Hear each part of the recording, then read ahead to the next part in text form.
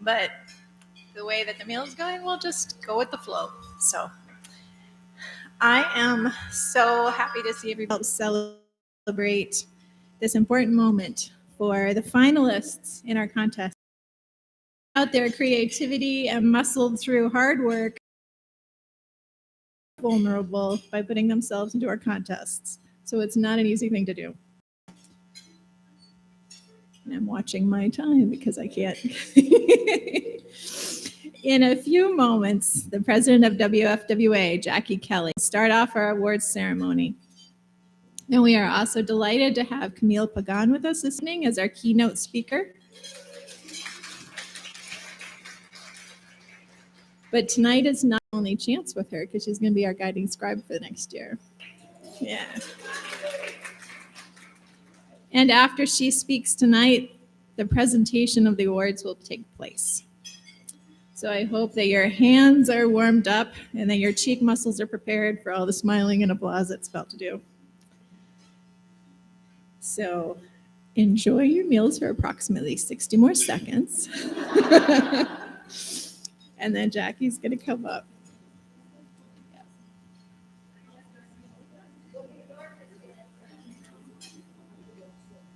Are you ready? 2 minutes. We'll just do a little show for you up here.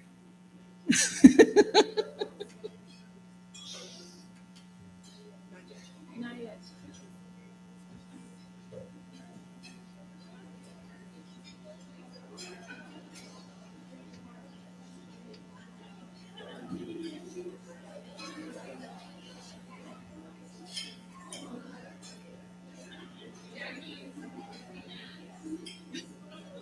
You and I and Camile.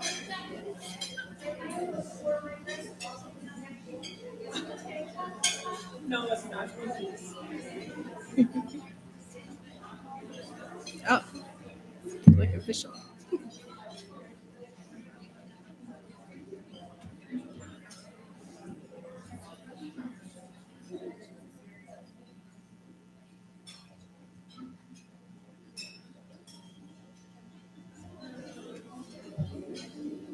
I can tell jokes.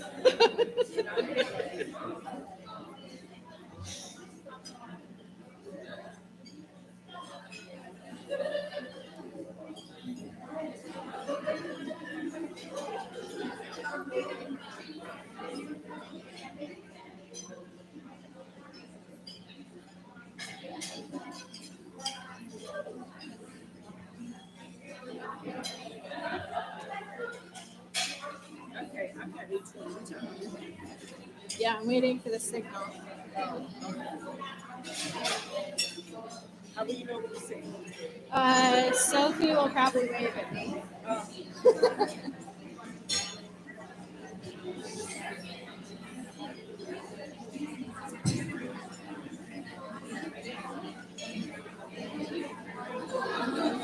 I know we're enjoying each other's company, but let's keep it down.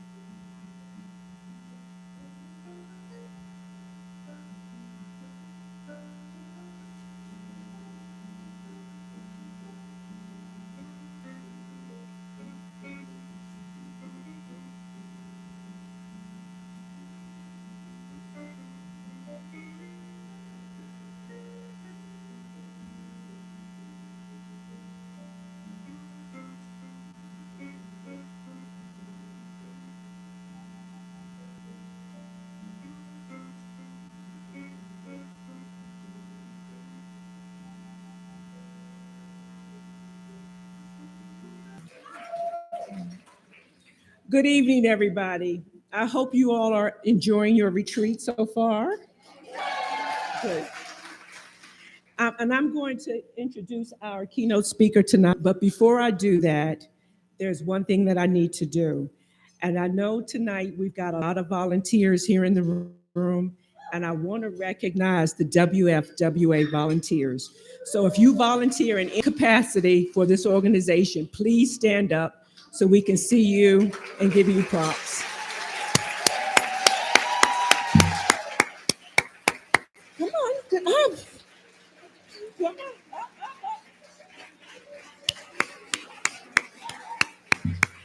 These are the people who keep this organization going. Without them, we would not have all of the programs that we have. So I really want to thank you guys for all the hard work you do. We appreciate it. Now I'm going to put on my glasses and introduce another volunteer. Camile Pagán is the Amazon Charts, Washington Post, and first Amazon bestseller author of witty and delightful novels about life's what if. Her books have been translated into 20 languages, and her second novel, Life and Other Near-Death Experiences, has been optioned. It has been optioned for a film by Jessica Chastain's Faculty Films.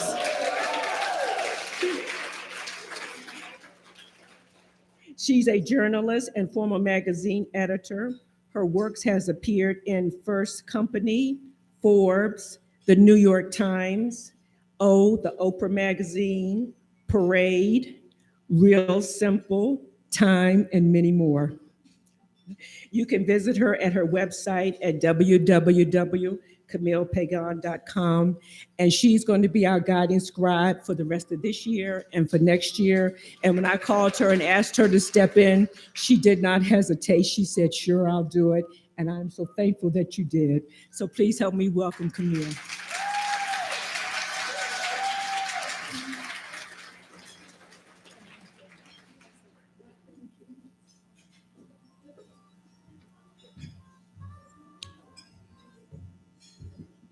Can you all hear me? Okay. So a couple things. First, I'm on East Coast time, and this is half an hour past my bedtime. So bear with me. Thank you, Jackie. That was lovely. I'm so happy to be here. So I was telling Allison and Orly, you all are my people, right? This is the biggest honor to be here tonight. I'm a longtime WFWAer, first-time attendee. This is amazing. Best vibes. And I am so honored to be guiding scribe. And I'm so short, y'all. Especially following in the footsteps of Tiffany Yates Martin, who was my editor for a long time, and my very dear friend Kelly Harms, who sends her love to you all. So this is an honor. So tonight, I have to use the clicker too. Okay. So I want to talk about how to do it. And the reason I thought about this as a topic is because as an editor and a journalist, I've interviewed hundreds of people, and they all said the same thing. Just tell me how to do it. Doesn't matter the topic. Nutrition, health, well-being, doesn't matter. People just want to know how to do it. Now as a coach, I hear that all the time. I hear it from my colleagues, and I hear it from my children. I wish that there was an instruction manual. Life would be so much easier. I wish there was an easy button, although I would argue that there is, and I'll tell you guys about that in a bit. But the reality is your journey is not going to look like anyone else's, and that is the best possible news.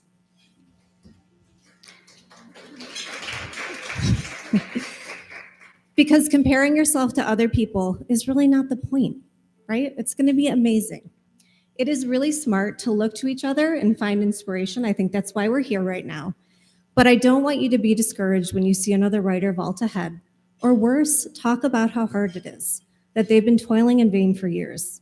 And the reason is they're not you, right? Every one of us is different. I'm not telling you to not pay attention to what's happening in the industry. I want you to. Everyone is like, I've heard terrible things about publishing over the past couple days, words I can't repeat here. And I'm going to tell you it's all true. And also it doesn't matter. right? There's never been a better time to be an author. There are more outlets available to us. More books are being read and sold right now than any other time in human history. I think that's incredible, right? Marginalized voices, finally, there is space and it is welcome. So I really think that we're at this pivotal point in time, and I am happy to be here right now. So I've been in publishing for about 22 years, so don't do the math on that. As a writer, as an editor, now as a coach, and I've worked with hundreds of writers during that time. And I've created the kind of career that I once believed was not possible for me. No one in my family had gone to college. I didn't marry someone with money. I didn't have the usual ins that you hear. And I still did it. And I feel like that gives me a unique perspective on how to do it, right? It was a little bit different for me. And so with that in mind, I want to tell you guys the best things that I know about how to do it in 7 steps. So number 1, I want you to protect your dreams like a newborn baby. This is my newborn baby, Indira, many moons ago. So when I set out to write my first novel, I told 3 people: my husband, my best friend, and my dear friend who was dying of cancer, because she knew that had been my dream and I wanted her to know that I was doing it. About, no exaggeration, 90% of my friends at that time were in publishing, and I knew from conversations with everyone, at events, over brunch, at the bar, that I was more likely to get struck by lightning than create a career in fiction. And I didn't want to hear it, and I still don't want to hear it, right? I was writing at that time about psychology for different publications. So I had the privilege of interviewing people like Marty Seligman, who is the father of positive psychology, Kristen Neff, who talks about self-compassion, and Aaron Beck, who created cognitive behavioral therapy. And so from those conversations, about toxic positivity, just keeping your eye on the concept. I wrote every night while my daughter was sleeping for 4 months. I went out and sold that book at auction for 6 figures. Thank you. And not from, I was like, I'm just doing this on my own. Everyone found out I did it after they saw the publisher's marketplace listing.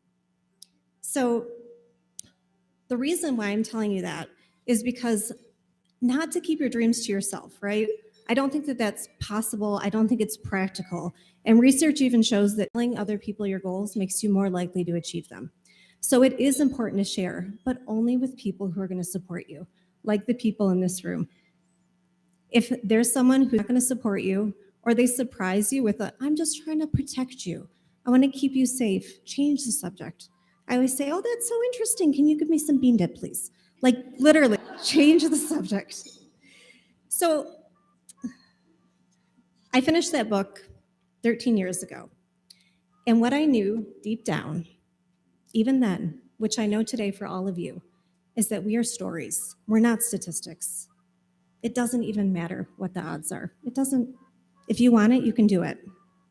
So I just don't want anyone to chime in and add to the voices that are already in your head, right? That's what brains do. They protect us. They say, you can't do this. And it doesn't mean that that's true, but you don't need anyone else telling you that. So I really want you to keep your eye on the prize and think that it's possible.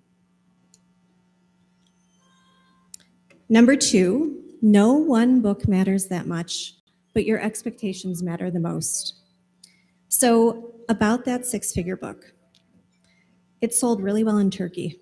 I have no idea why. It sold okay in Italy, and it sold in Germany, and I sold a couple thousand copies in the US.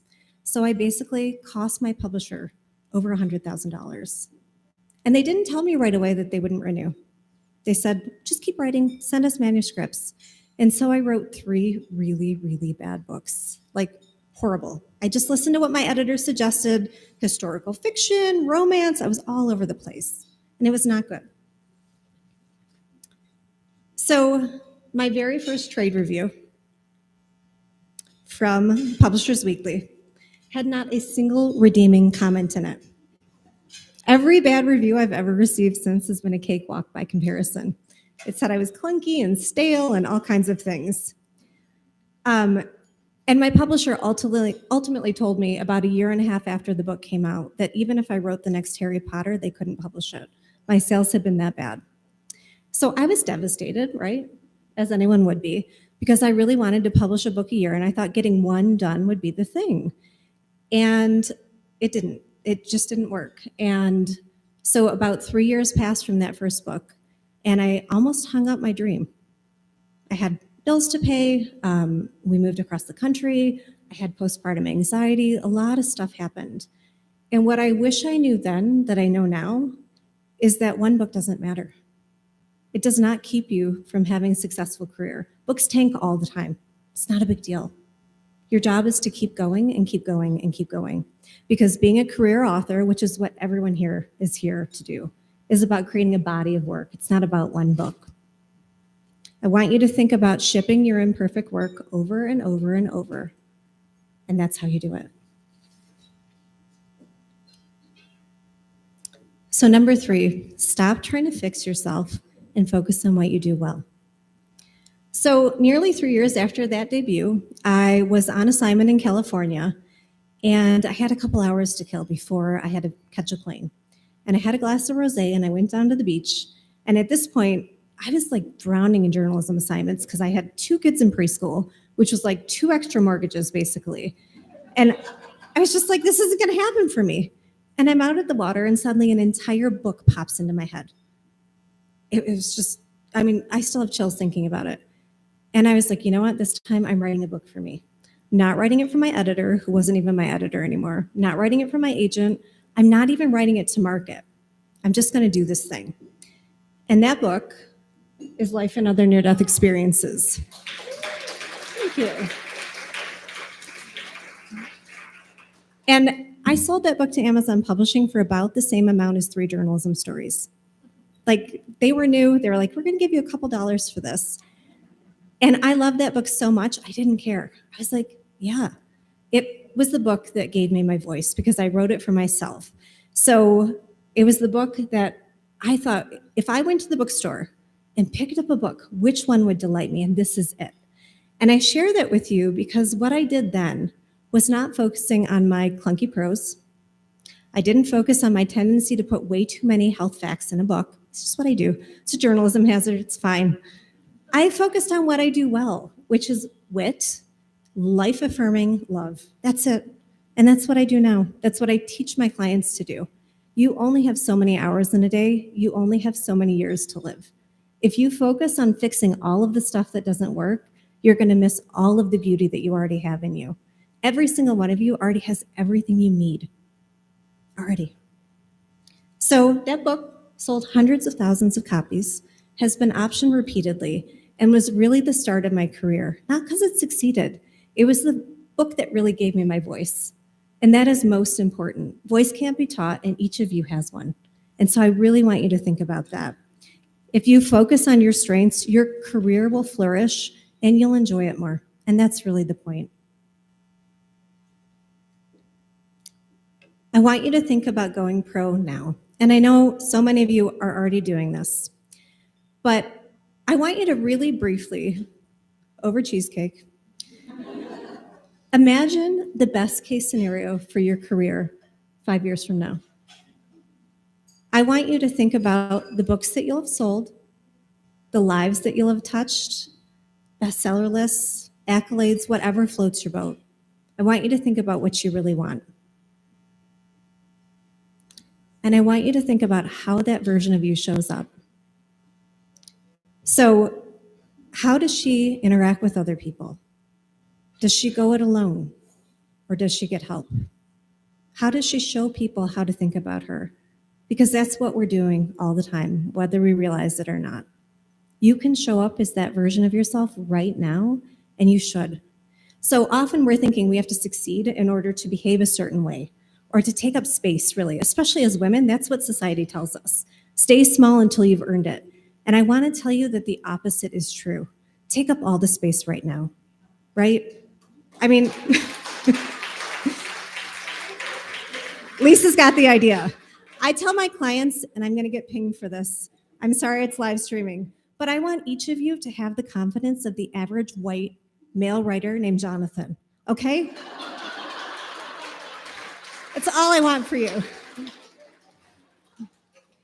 And here's why this matters so much. So a couple years ago, I went to see my publishing team, and they took me out to dinner, and we had a couple glasses of wine. And at the end of the night, the editorial director leaned in, and she was like, "You're such a professional. I can't tell you how much I appreciate it." And I was like, "Well, yeah, we all are, right? No big deal." She's like, no. She's like, "I want you to teach writers how to do this," which is hilarious because that's not what I do. And I was like, okay. And I just kind of filed that in the back of my head.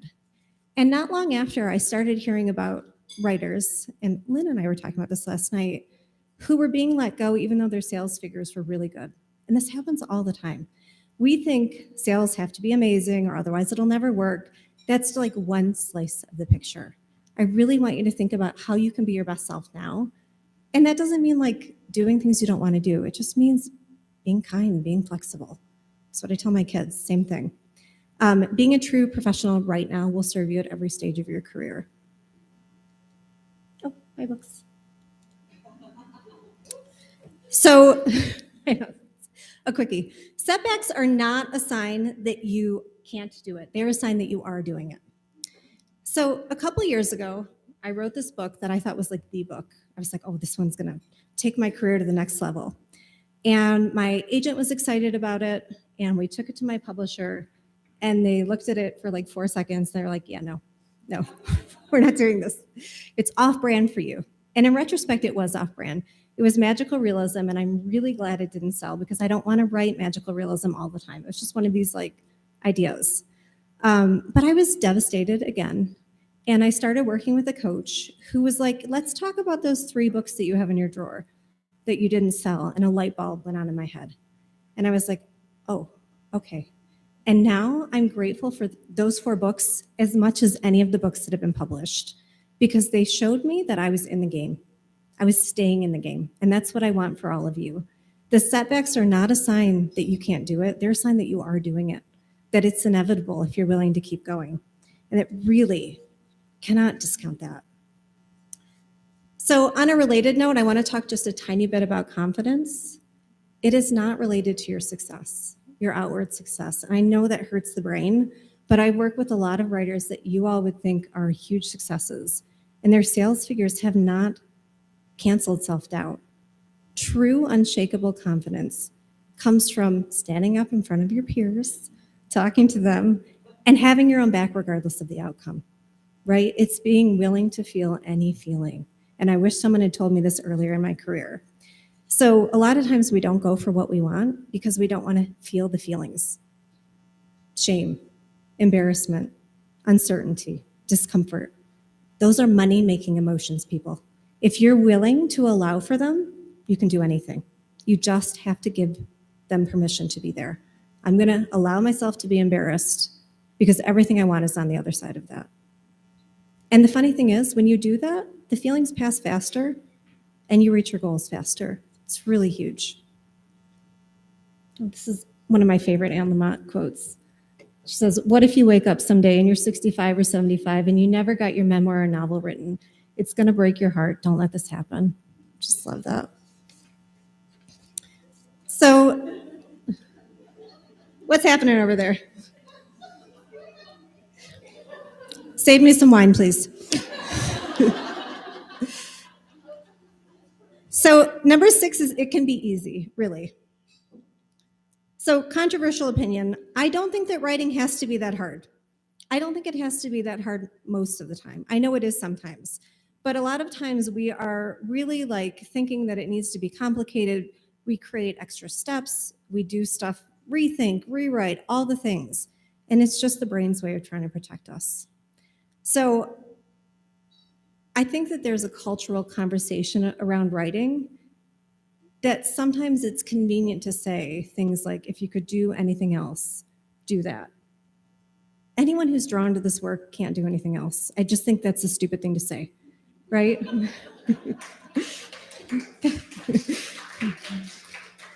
And I think that some people say that to try to narrow the playing field. Guys, the playing field doesn't need to be narrowed. It needs to be widened. There is room for all of us. And readers, how do we know? They're like, I ran out of things to read. I remember being a kid and going to my library and reading everything I wanted to read in it. I was like, now what? So, like, stay in it. I really want to plant the seed for you guys that no matter what your goal, you can and should enjoy the process as much as possible. So, this book, Good for You, it's coming out in February. I just decided to try a little experiment with myself. I like to test things on myself. And I had gone through a pretty harrowing edit on the book before, and I just thought I'm never doing this again. And so I decided it would be fun and easy, and I wrote this book in 2.5 months. I went through 3 super easy edits, and the only thing that changed wasn't my process. I'm always shifting a little bit, I think we all are, but it was the same thing. I was just like, no, my mindset's changing, and it was such a game changer for me. So I want you to try that with your next book or whatever you're working on right now. Just decide it can be easier than it is, and it can be more fun than it is. I think you'll really blow your mind. I want to just offer you this thought and just sit with it for the next couple of days. Our expectations become our experiences. So expect the best. It will happen for you. I like this Roald Dahl quote: "Those who don't believe in magic will never find it." And 7, and perhaps most importantly, never ever forget why you're doing this. So I often hear the phrase that there are easier ways to make money, and I'm pretty sure I've said that before, right? I made a lot of money as a health journalist, specialized field. I used to go ghostwrite books for other people, and I could have made lots of cash that way too if I kept doing it. And fiction is so much easier. Why? Because I love it. And I know you all do too, right? It actually is the best way to make money and to just have a life that's fulfilling. This business is nothing if not a long game, so I want you to take the long view. And what I want your horizon to be is your why. Why are you doing this? It is never too early or too late to identify your mission as a writer. So mine is to inspire people to live their best lives. No, that's corny, but I don't care. Yeah. I really believe that books save lives. And I'm not talking about great literature, although sometimes that happens too, right? The ability to get someone out of their life for a little while when they're struggling is the greatest gift that we can give people. And we're giving it all the time. So I read every reader email that I get. All of the I needed to read your book at this time. You really made me think. I save all of those. And whenever it gets hard, I open up my inbox and look at those messages. So I want you all to just really deeply connect with your mission and try to have it in front of mind. So when setbacks do happen, and they will happen, you'll have that and you'll know and you'll keep going. Because that is the only way to do it, is to keep doing it. Do the work, love the work, stay with it, and you can create the career of your dreams. Yeah.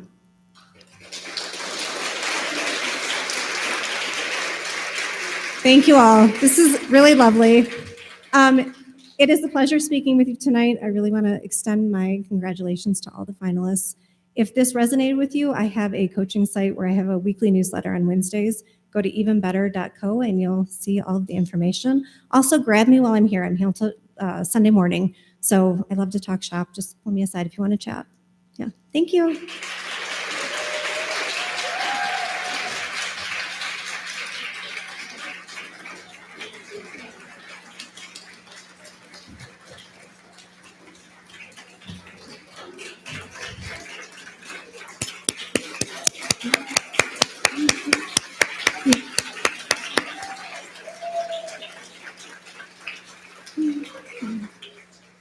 That was very inspirational. I think she was talking directly to me. Now we're going to move to the awards portion of our program. And I want to introduce to you our co-chairs of the Rising Star Contest. And they'll come forward, Sarah LaFontaine and Jill Coggery. Oh, guys are right here.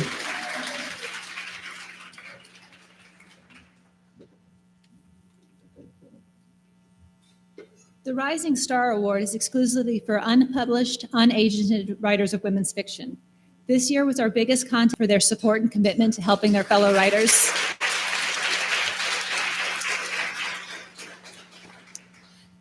Also, for our final round judges, we had 4 agents, and the 4 finalists had their submissions read by those agents. So we really appreciate the agents stepping in and serving as the final round judges. Now, what we'd like to do is announce the 4 finalists, and if anyone is here, please stand up as we read your name. We'll just go in alphabetical order. Elizabeth Gilman.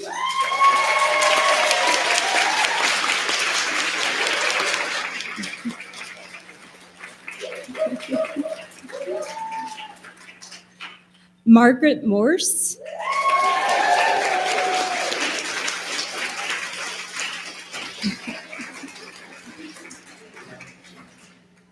Erin Quinn Kong, I believe she's on.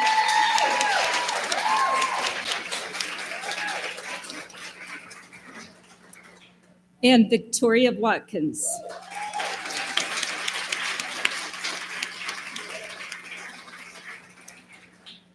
And now we'd like to announce the winner is Victoria Watkins.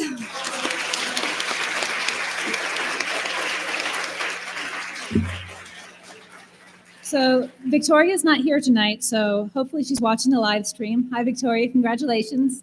Her trophy's being mailed to her, and we'd also like to congratulate her for, she's now an agented writer, so.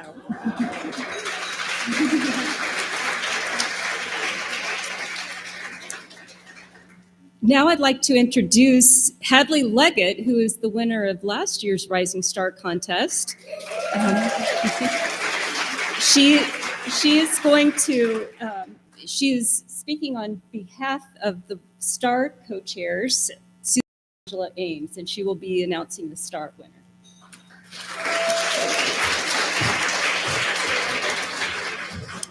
Thank you guys so much. It's so exciting to be up here because last year really accepting that award was the highlight of my author career thus far. So thank you, everybody.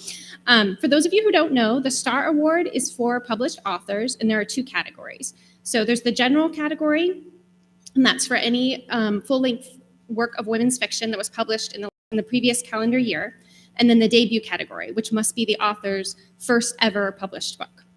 So I want to start by thanking Angela Ames and Susan Morris. They put in a tremendous amount of time and effort into this contest. And since they couldn't be here tonight, they gave me a little script that they want me to read to you. So Susan says, "Woohoo, we did it!" Thank you to our awesome first round and final round judges and to all the authors who submitted their work. We appreciate you for sticking with us as we implemented our new contest portal, learned some valuable lessons, and overcame a few glitches. The 2022 STAR Award was a huge success because of you. Additionally, the STAR Award would not have been what it was this year if not for Jennifer Klepper's efforts to find us a new contest portal. So yay, Jennifer Klepper. Her vision, decision-making ability, and passion for all things WFWA tech ensured that the contest was executed professionally and efficiently. We also want to thank last year's STAR Award chair, Janet Runquist, for all her helpful wisdom that she passed on to our team. And last but not least, we want to thank WFWA's Vice President of Communications, Sharon Ritchie. Thank you again for everything you did, for all the hours you put in, and for being a joy to work with. Angela and I couldn't have asked for a better team. So now on to our exciting announcement. Between the 2 categories, the STAR Award contest had 69 entries total, 27 in the debut category, and 42 in the general category. First round selections were made by volunteer readers of women's fiction, and then the top 3 scores in each category, general and debut, advanced to the final round. Each final round entry was scored by 3 librarians who acted as judges. And since librarians are like the true heroes of the book industry, very exciting. So the finalists for the general round in alphabetical order are He Gets That From Me by Jacqueline Friedland, The Wilderness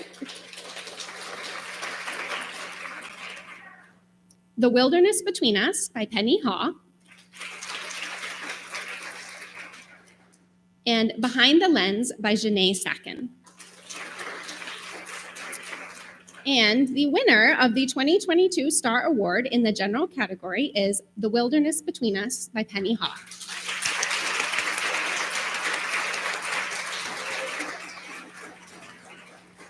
And huge congratulations. Penny could not be here tonight, unfortunately, but her award is headed to her. So, and in the debut category, the finalists for the debut round are, in alphabetical order, Waiting for the Night Song by Julie Carrick Dalton, The Audacity of Sarah Grayson, a novel by Joni Elliott, and and A Day Like This, a novel by Kelly McNeil. And the winner of the 2022 Star Award in the debut category is The Audacity of Sarah Grayson by Joni Elliott. Come on up.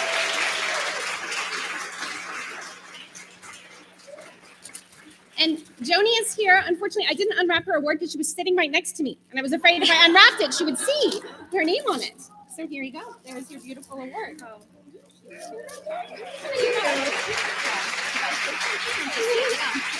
say something if you want to. You want to say something? Sure. Oh. She said I could say something. I'm just so happy and so surprised. And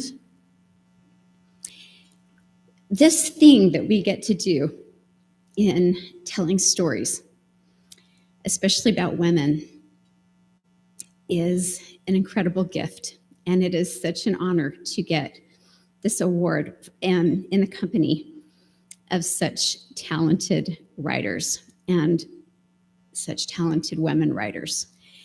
And I just am so grateful to get to do this work and feel so much. I think about what Camile Pagán was saying. What an extraordinary thing to be able to turn the challenges and heartaches that we have in life, to turn that into something beautiful and useful. And so thank you, WFWA, for this award. And thank you to all of you who are inspiring me every moment of these days together. You are. Thank you.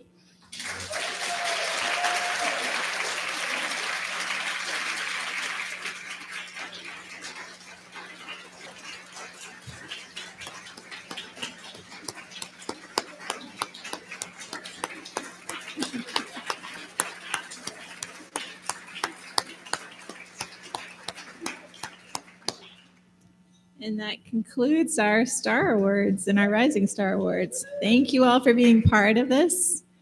And another round of applause for all our finalists that put in all that work.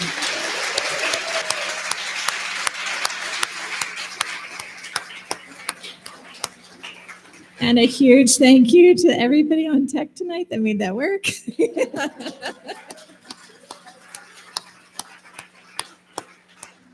All right, enjoy. Oh.